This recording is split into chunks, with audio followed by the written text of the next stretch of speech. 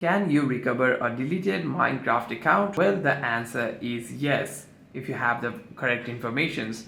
Recovering your Minecraft account is directly correlated with recovering your Microsoft account. However, if you already have your Microsoft account, you can simply open Minecraft with that account.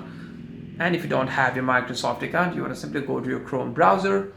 After that, you want to simply go to your home page over here and search for Amazon, search for Microsoft account over here. Tap on Microsoft account and tap on sign in. Here it will ask for your ID and password. You want to simply tap on I don't have access to my email or forgot password, whichever option that you see. You want to simply tap on that, and by doing so you'll be able to follow the verification steps over there. You want to simply provide all of the information that you remember from them, and if your informations are valid and the Microsoft team recognizes it, you'll be able to follow the recovery process of the Microsoft account. Hope this video was helpful, and if you have any further questions, make sure to leave a comment down below, and I'll see you guys on the next one.